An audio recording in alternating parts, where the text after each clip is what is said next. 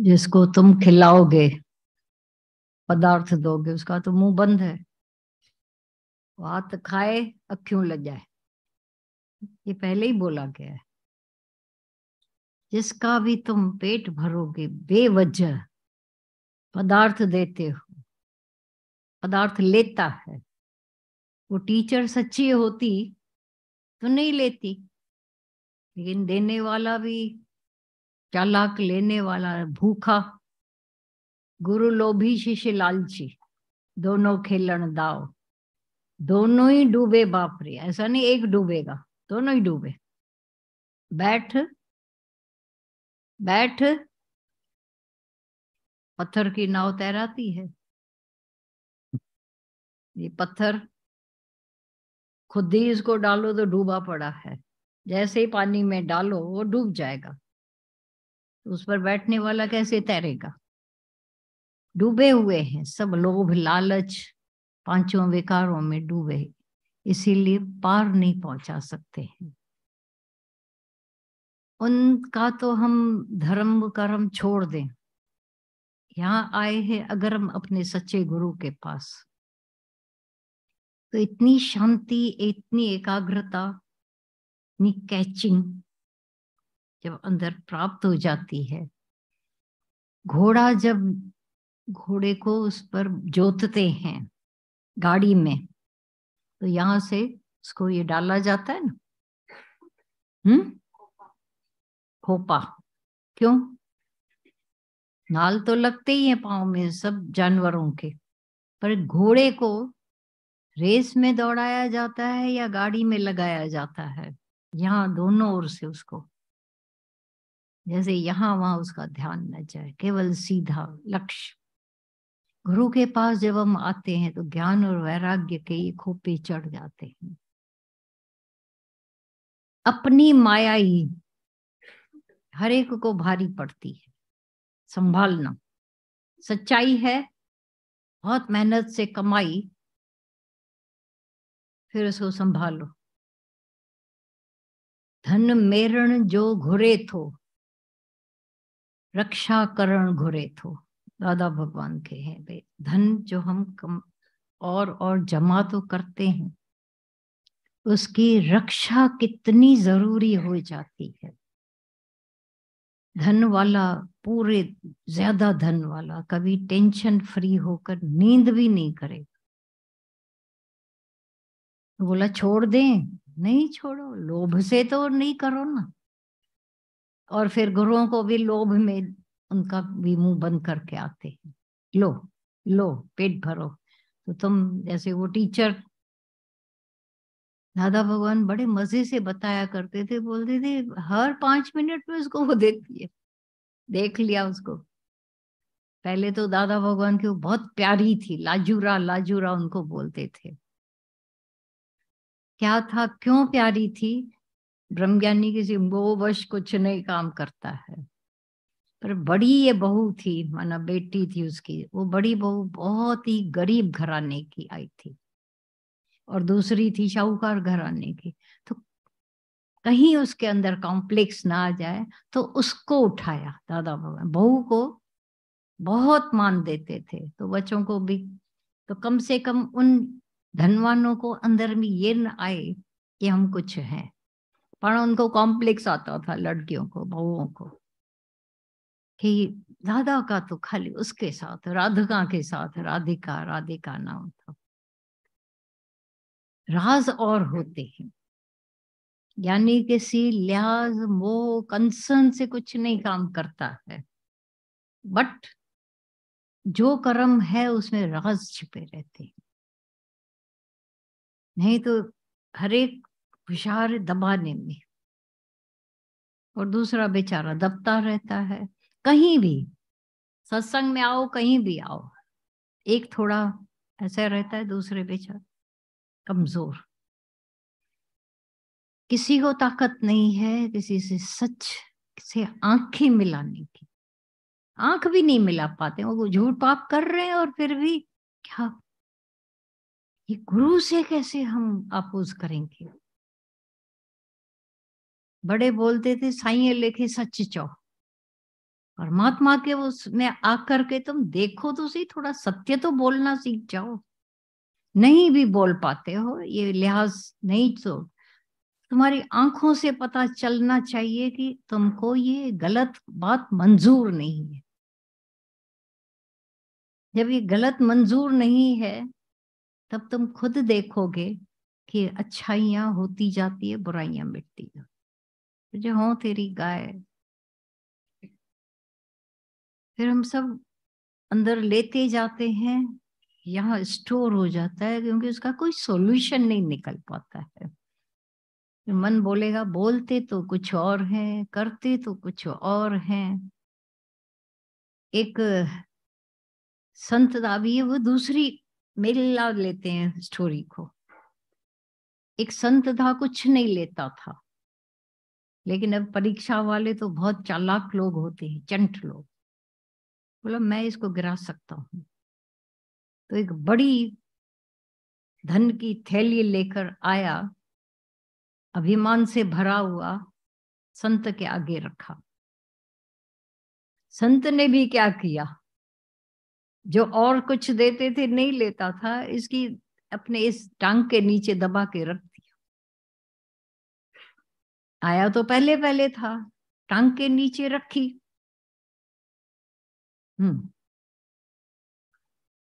तो जैसे ही नीचे ऐसे उसके नीचे रखी, घुटने के नीचे, अब उस बेचारे का मन ही न लगे सत्संग में। पूरा समय दबा दिया। छोटे छोटे पदार्थ तो नहीं लेता है, बड़ा अमाउंट मीर मार दे आज उस। जब सत्संग पूरा हुआ, गुरु ने उसको वापस कर दिया। बोला फिर रखा क्यों? तेरे मन की टेस्ट लेने। बोला हाँ, मुझे तो यही था, कोडी हराम मुझको हलाल। कोडी तो हराम हो गई उनको, इनको उनको ना किया। पर जब मैं बड़ी चीज लेके आया, बोला बड़ी क्या छोटी क्या, संतों, सच्चे संतों की परीक्षा भी नहीं लेना। तू परीक्षा के लिए लेके आया था? बोला हाँ। तो तेरी परीक्षा हो गई। सारा समय तेरा खाली ध्यान ये था कि घुटने के नीचे दबा के रख। तुम हमारी परीक्षा ले सकते हो, हम तुम्हारी परीक्षा न ले। लेनी हमको है परीक्षा, तुम्हारे आचरण की, तुम्हारे बोलने की, तुम्हारी रहनी की, तुम्हारे हर स्वभाव की लेने आते हो हमारी। ठीक है, हम तो दुखी नहीं होते, भले ले लो। कोशिश करना किसी को लोभ में नहीं लाना। संत लोभ में आ जाते हैं, दोष तुम लोगों का भी है। उनको देते हो, उनके से लिहाज करते हो, नहीं करो। सच बोलने की हिम्मत होनी चाहिए, तब यहाँ वो सत्य पनपता है, पलता है। अगर यहाँ झूठ पाप होगा, अभी समझो ये संत और थोड़ी देर करता तो उसको क्या आता, खुद भी लेते हैं, फिर हमने भी कहीं से जाकर लिया तो क्या हुआ।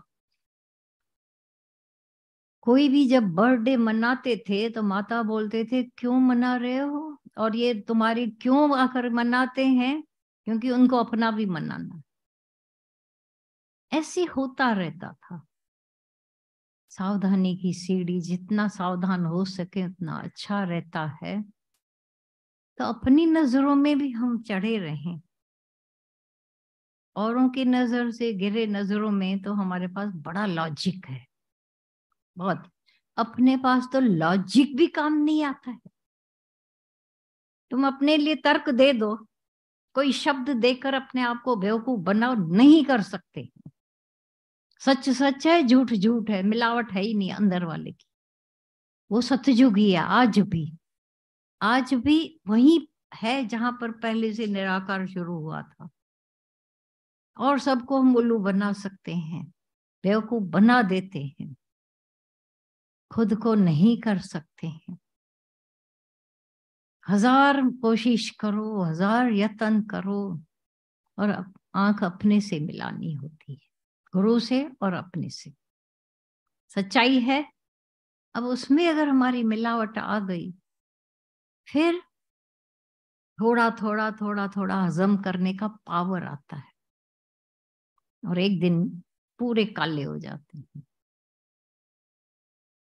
शलन को दवा डई में जो दर्द खसण वारो हुजे, कोई दवा ये झूठे पदार्थ देकर मेरे परमात्मा के साथ जो जुड़े, मेहनत से जुड़ते हैं, बोला गुरु को हम इतनी मेहनत दे रहे हैं, सुना ना अभी, पर जिनको ये लगा रहेगा वो कहीं पर भी लेफ्ट राइट ध्यान ही नहीं जाए।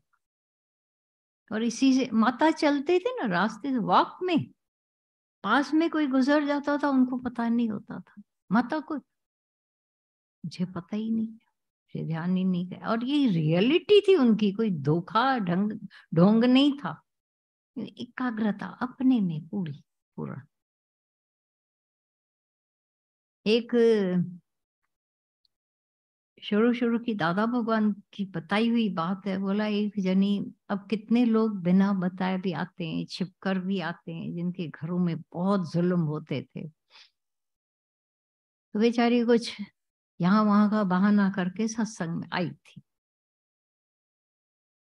अब उसका मर्द उसको रास्ते में मिला, दूसरी दूसरी को मिला उसका मर्द, बोला वो फलानी किधर है, वो तो सत्संग में आई थी।